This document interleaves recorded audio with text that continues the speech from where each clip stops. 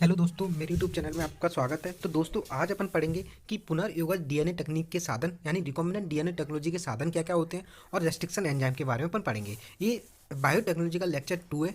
ठीक है, ये पीडीएफ मैंने एनसीईआरटी की लाइन टू लाइन एनसीईआरटी से बनाया है, जो कि फ्लो डायग्राम में है। अगर आपको ये पीडीएफ चाहिए तो आप इस वीडियो की डिस्क्रिप्शन में लिंक है, उस पर क्लिक करके आप ये पीडीएफ ले सकते हो। तो दोस्तों, आज अपन पढ़ते हैं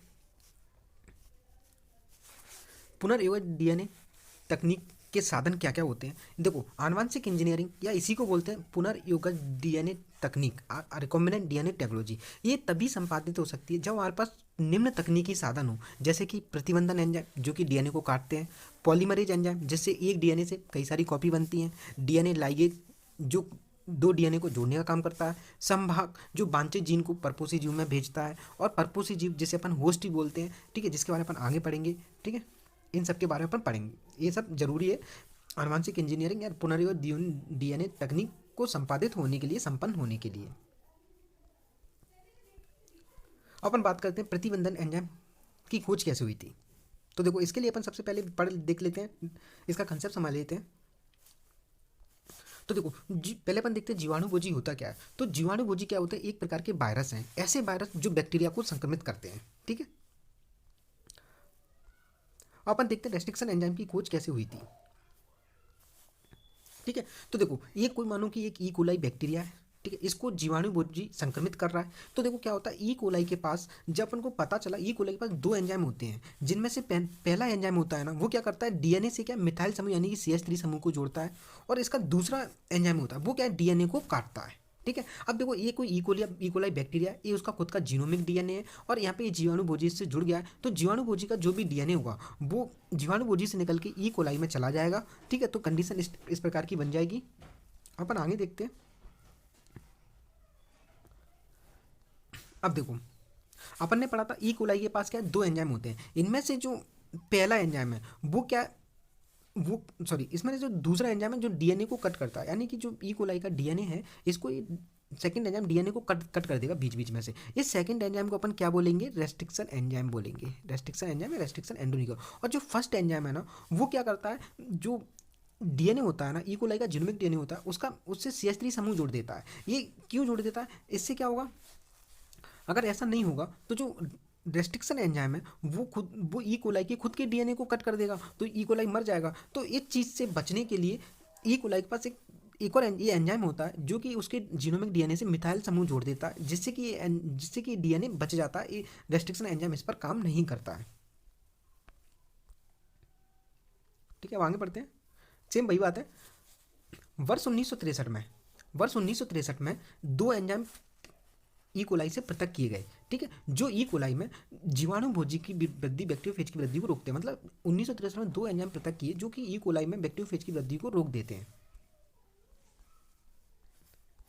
इनमें से एक डीएनए से मैथिल समूह को जोड़ता है, यानी कि CH3 समूह को जोड़ता है, जबकि दूसरा डीएनए को काटता है। और जो डीएनए को काटता है उसे क्या बोलते हैं, प्रतिबंधन एंडोन्यूक्लियेज बोलते हैं। ठीक है, जो प्रथम एंडो जो प्रथम एंडोन्यूक्लियेज है वो क्या, हिंड सेकंड है। ठीक है, ये क्या है, डीएनए न्यूक्लियोटाइड के विशिष्ट क्रम पर निर्भर करता है। जैसे कि जो हिंड सेकंड है ना, वो एक डीएनए का एक विशिष्ट न्यूक्लियोटाइड जी, जैसे यहाँ 5 डैश, ये 3 डैश हो गया, और इधर साइड में 5 डैश, ये 3 डैश हो गया। GTC और इधर से पढ़ेंगे GTC GAC। ठीक है, ये जो हिंड सेकंड है ना, वो न्यूक्लियोटाइड के एक विशिष्ट अनुक्रम पर, इस वाले अनुक्रम पर काम करता है। इसके आगे भी और बहुत सारे होंगे, GATTC। ठीक है, पर वो हिंड सेकंड क्या, इसी 6 न्यूक्लियोटाइड के विशिष्ट अनुक्रम पर काम करता है, जिसे अपन क्या बोलते हैं, इस हिंड सेकंड का पहचान अनुक्रम बोलते हैं।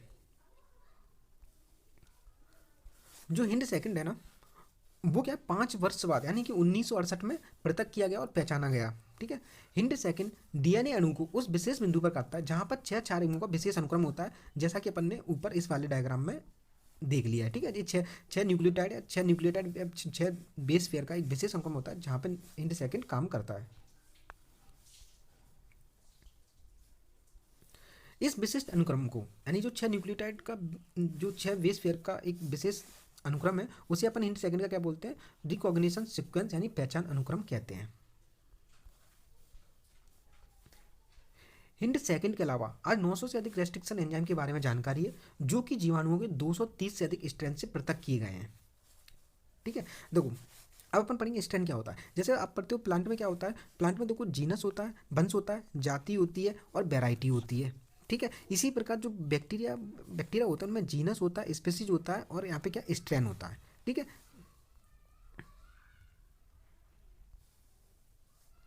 जिनमें से प्रत्येक विभिन्न पहचान अनुक्रमों को पहचानते हैं। मतलब 900 से अधिक जो रेस्ट्रिक्शन एंजाइम है उनके अलग अलग पहचान अनुक्रम हैं।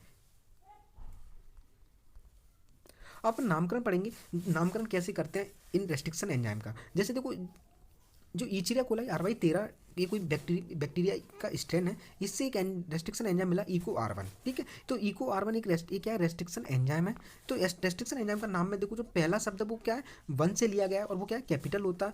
बल्कि और दूसरा और तीसरा शब्द है वो क्या है, जाति से लिया गया है। ईचिरिया कोलाई, देखो ई ईचिरिया से ई आ गया, ये क्या वंश से आ गया, कोलाई जाति है तो कोलाई से CO दूसरा तीसरा वर्ड आ गया जो कि स्मॉल है, और RY13 स्ट्रेन है तो आर क्या स्ट्रेन से आ गया है। और ये फर्स्ट या सेकंड जो भी रोमन अंक है वो उस क्रम को बताता है जिस क्रम में उस बैक्टीरिया से वो एंजाइम पृथक किया गया। जैसे कि मानो इस बैक्टीरिया से पहला एंजाइम जे पृथक किया गया, अगर मानो इसे दूसरा एंजाइम मिलता है जिसका नाम मैं रखता हूँ इको R2। ठीक है, तो यानी कि ये दूसरे नंबर पर पृथक किया गया है। ठीक है, अब आगे बढ़ते हैं। इन एंजाइमों के नामकरण में परंपरा अनुसार, मतलब जैसे अपन और भी जीवों का नामकरण करते हैं उसी प्रकार से नाम का पहला शब्द क्या है, वंश से लिया जाता है, जबकि दूसरा और तीसरा क्या है, प्रोकैरियोटिक कोशिकाओं की जाति से लिया जाता है जिनसे ये पृथक किए गए। ठीक है,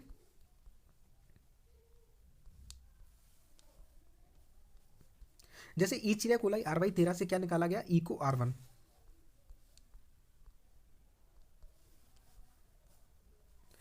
इको R1 में जो लेटर आर है, वर्ड आर है, वो क्या है, स्ट्रेन से लिया गया है। और जो नाम के बाद जो रोमन अंक है, वन है, रोमन अंक है, वो क्या उस क्रम को बताता है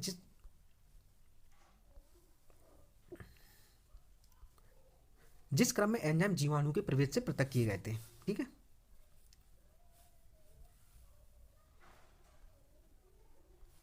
प्रतिबंधन एंजाइम न्यूक्लियेज कहलाने वाले एंजाइमों के बड़े वर्ग यानी लार्ज क्लास में आते हैं। जो प्रतिबंधन एंजाइम है ना, वो एंजाइमों की बड़ी क्लास में आते हैं, जैसे क्या बोलते हैं, न्यूक्लियेज बोलते हैं। तो देखो, जो न्यूक्लियेज होते हैं ना वो दो प्रकार के होते हैं, exonuclease, endonuclease. Generally ये तीन प्रकार के होते हैं जो कि NCERT में नहीं दिया था, उसे बोलते हैं रेस्ट्रिक्शन एंजाइम।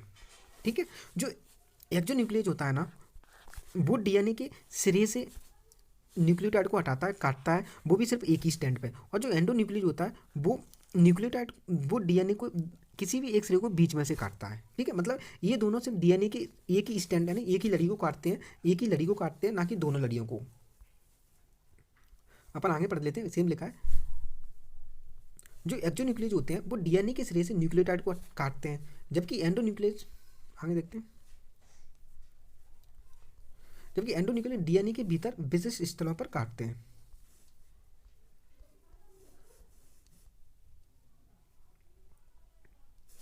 प्रत्येक प्रतिबंधन एंडोन्यूक्लियर, जो भी प्रत्येक प्रतिबंधन एंडोन्यूक्लियर मैंने रेस्ट्रिक्शन एंडोन्यूक्लियर है, वो क्या है, DNA की, जैसे ये मानो पूरा ये DNA इतना बड़ा पूरा DNA है, तो इसकी ये पूरे DNA की लंबाई का निरीक्षण करेगा। ठीक है, उसके बाद जब इसे कोई भी अपना विशिष्ट पहचान अनुक्रम मिल जाएगा, जैसे कि हिंदी सेकंड में पढ़ा था GTC टाइप का था, जब वो मिल जाएगा तो ठीक है, जब उसे वो अनुक्रम मिल जाएगा तो एंजाइम इस विशिष्ट पहचान अनुक्रम से जुड़ जाएगा, और उसके बाद जो भी डबल हेलिक्स DNA है उसके दोनों स्टैंड को कट कर देगा। ठीक है, विशिष्ट जगह पर। और कौन सी जगह पर कटता है, शर्करा फॉस्फेट आधार स्टम यानी शुगर फॉस्फेट बैकबोन विशिष्ट केंद्रों पर काटता है। जैसे कि देखो GAATTC, इसी का GAATT, इसी पर मतलब दोबारा GAATTC, जैसे ये कोई पहचान अनुक्रम है किसी भी इको R1 का GATTC। ठीक है, तो मानो को कोई भी रेस्ट्रिक्शन एंजाइम क्या है, पहले तो यहाँ से कट कर देगा इसको, शर्करा फॉस्फेट को, और दूसरा G और A के बीच में यहाँ से कट कर देगा। ठीक है, तो कहाँ पे काटता है, शर्करा फॉस्फेट आधार स्तंभ पे काटता है रेस्ट्रिक्शन एंजाइम।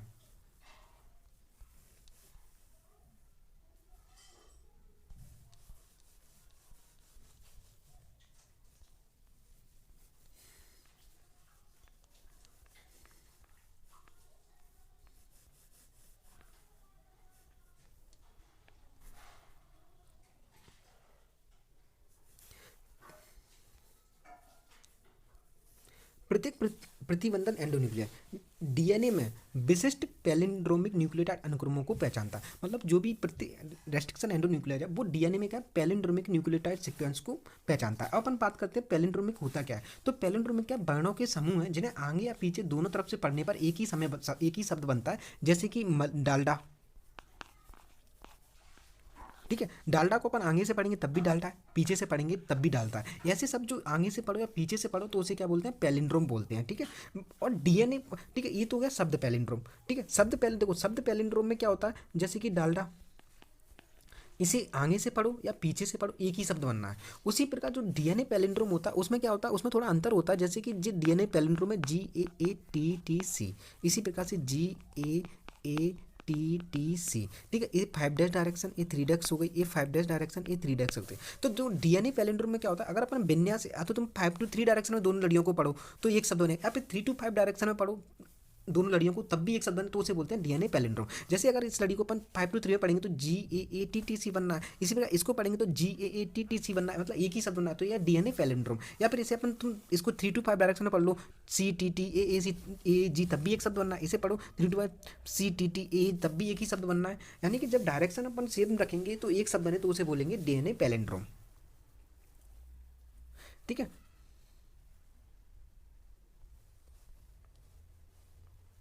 ये मलयालम भी है। ठीक है, मलयालम शब्द पैलिंड्रोम है। ठीक है, अपन आगे बढ़ते हैं। शब्द पैलिंड्रोम और डीएनए पैलिंड्रोम में अंतर है, हाँ अपन ने देख लिया, क्योंकि अब देखते हैं कैसे, क्योंकि शब्दों में सिर्फ एक ही शब्द है, जैसे अपन आगे से ही पढ़ो पीछे शब्द, लेकिन डीएनए में दो लड़ियाँ हैं जिनमें तो अपन को अभिविन्यास यानी 5 to 3 डायरेक्शन में पढ़ोगे तो एक शब्द बनेगा, या फिर 3 to 5 डायरेक्शन में दोनों लड़ियों को पढ़ोगे तब एक शब्द बनेगा। ऐसा नहीं कि एक लड़ी को 5 to 3 में पढ़ रहे हैं, दूसरी लड़ी को 3 to 5 डायरेक्शन में पढ़ रहे हैं, ऐसा नहीं चलेगा। अभिविन्यास तुम्हें या तो 5 to 3 डायरेक्शन रखना पड़ेगा या फिर 3 to 5 डायरेक्शन रखना पड़ेगा दोनों लड़ियों के लिए। ठीक है, आगे देखते हैं। अब देखो क्या अंतर है, शब्द पैलिंड्रोम के विपरीत जहां एक ही शब्द दोनों दिशाओं में पढ़ा जाता है, डीएनए में पैलिंड्रोम 4 युगों का ऐसा अनुक्रम होता है जो पढ़ने के अभिविन्यास यानी 5 to 3 पढ़ो या फिर 3 to 5 पढ़ो को समान रखने पर दोनों लड़ियों में एक जैसा पढ़ा जाता है।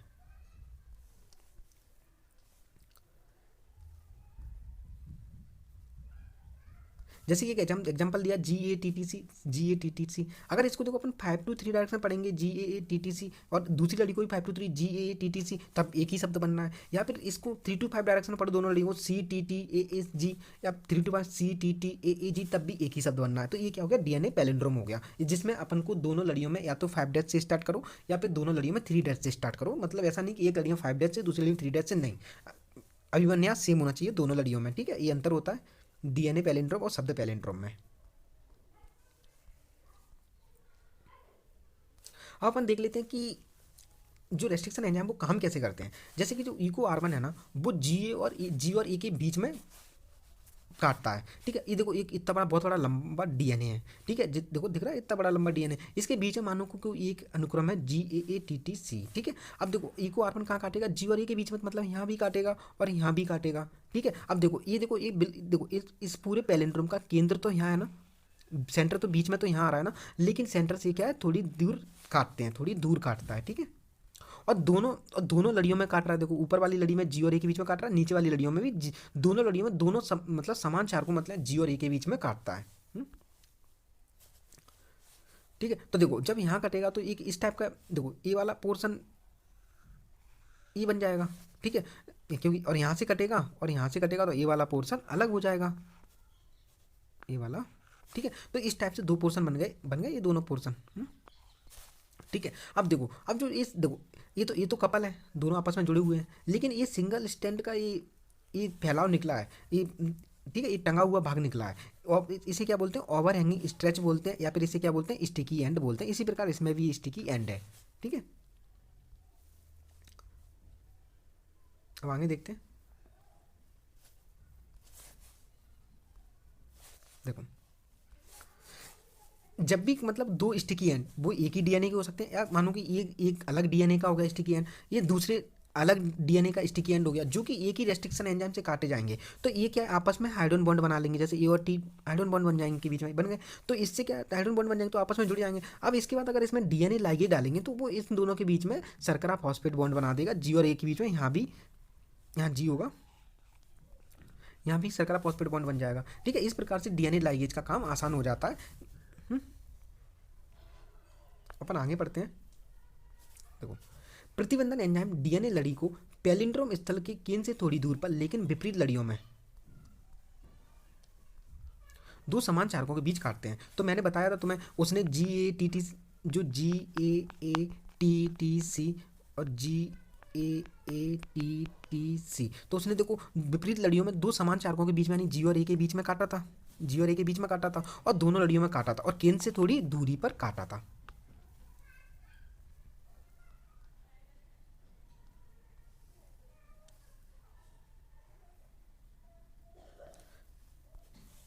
जिसके फलस्वरूप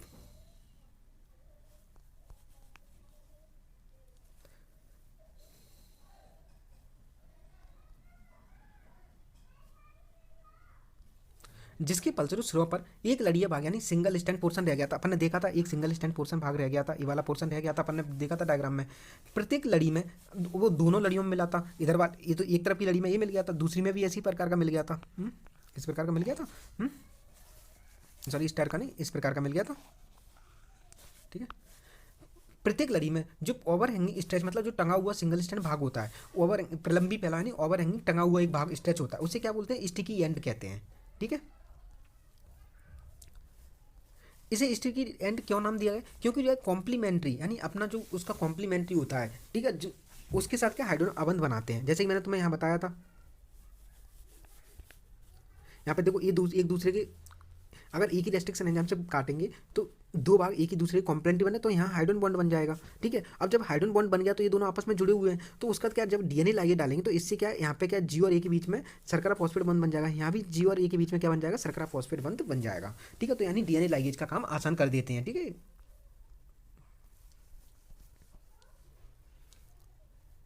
क्या बनाते हैं? हाइड्रोजन बॉन्ड बनाते हैं अपने कॉम्प्लीमेंट्री कट काउंटर पार्ट के साथ। ठीक है, पूरक कटे प्रतिरूप के साथ। ठीक है, सिरों का यह चिपचिपापन एंजाइम डीएनए लाइगेज के कार्य में सहायता प्रदान करता है, क्योंकि जब ये हाइड्रोजन बंध और आपस में पास पास आके जुड़ जाते हैं तो डीएनए लाइगेज से शर्करा फॉस्फेट बंध भी बन जाता है।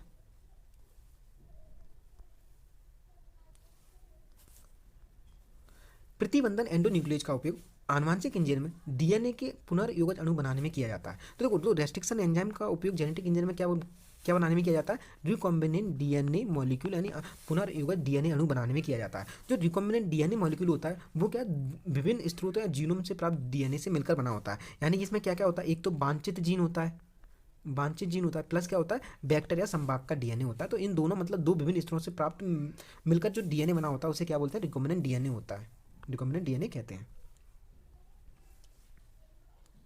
अब देखो, एक ही प्रतिबंधन एंजाइम द्वारा काटने पर प्राप्त होने वाले डीएनए खंडों में समान प्रकार के चिपचिपे सिरे होते हैं, जो डीएनए लाइगेज की सहायता से आपस में किनारे से किनारा जुड़ जाते हैं। तो देखो, जब अपन एक ही रेस्ट्रिक्शन एंजाइम से काटेंगे तो जो कटे हुए जो प्राप्त डीएनए खंड है उनमें क्या एक ही प्रकार के स्टिकी एंड होते हैं। जैसे कि मानो कि कोई डीएनए को एक काटा तो एक स्टिकी एंड ये हो गया। ठीक है, दूसरा ये हो गया। ठीक है, सॉरी दोबारा बनाते हैं। देखो, एक तो स्टिकी एंड ये हो गया, और दूसरा क्या हो गया? ये हो गया। ठीक है, जब इन दोनों को अपन जोड़ेंगे तो ये आसानी से एक दूसरे में जुड़ जाएंगे, क्योंकि एक दूसरे के कॉम्प्लीमेंट्री हैं। लेकिन अगर अलग अलग रेस्ट्रिक्शन एंजाइम से काटेंगे, मानो कि एक तरफ तो बन गया इस टाइप का, ठीक है, दूसरी तरफ बस बन गया इतना।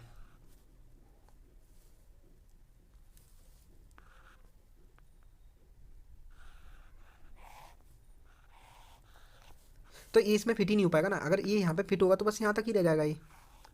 ठीक है, तो इस प्रकार से जुड़ नहीं पाएगा। इसीलिए जब भी अपन को रिकॉम्बिनेंट डीएनए बनाना है तो दोनों दोनों दोनों मतलब जो वांछित जीन और वेक्टर संभाग का जीन है उन्हें सेम रेस्ट्रिक्शन एंजाइम से काटेंगे, तभी वो एंड टू एंड जुड़ पाएंगे।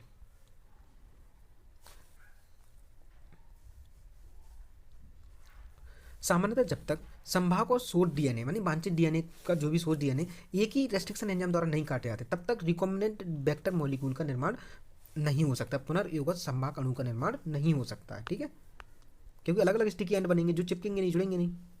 अपन डायग्राम देख लेते हैं।